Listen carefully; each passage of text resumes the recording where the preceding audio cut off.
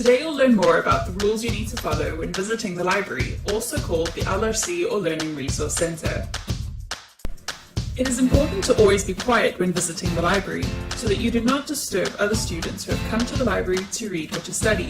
There is no eating or drinking allowed, and books and other items may not be removed unless you have taken the book to the librarian and checked it out on your name.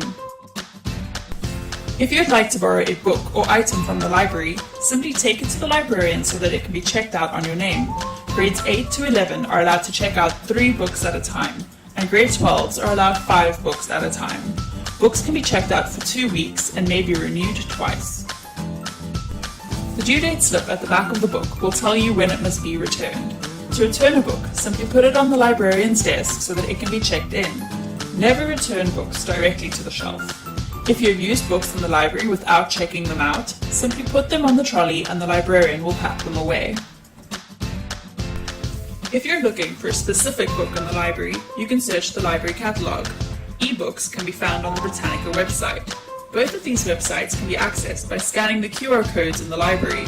You can also ask the librarian for assistance. How to use the library catalogue. The catalogue is a complete registry of all the items found in a particular library. Our library catalogue can be accessed by following the link below. It is important to know how to use the catalogue, as universities and public libraries will all have similar catalogues which you'll need to use to locate books. Once you have accessed the catalogue, you can search for items using the title or author of a book. If you do not have these details, you can search by simply using a keyword. To do this, select Keyword from the drop-down box. You then have to select the correct library from the drop-down box. Our library is the Abu Dhabi Female LRC. You can then proceed to type the keyword into the search box and click on the search icon. The most relevant results will appear at the top of the page and will indicate the location of the book. For example, this one is found in the general collection. It will also indicate if the book is currently available in the library.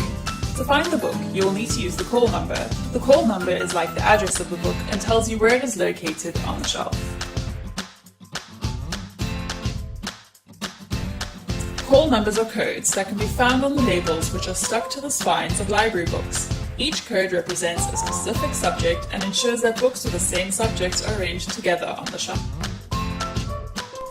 The process of assigning each book to a specific subject is called classification. To do this, our library uses the Library of Congress classification system, which uses a specific combination of letters and numbers to represent the different subjects. The letters in the first line of the call number indicate a general subject class. The numbers in the second line represent a more specific subject class. The next line represents the author's surname and is followed by the year of publication. The copy number will indicate that the library has more than one copy of the same book.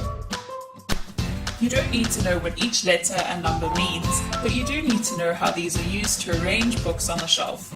Arranging call numbers alphabetically and then numerically ensures that all books with the same subjects are placed next to each other on the shelf and makes them easier to find. The different collections in the library are clearly labelled with different colours and shelf labels. The different collections are also indicated at the top of the call number. For example, REF stands for Reference Collection, JPN for Japanese Collection, and AR for the Arabic Collection.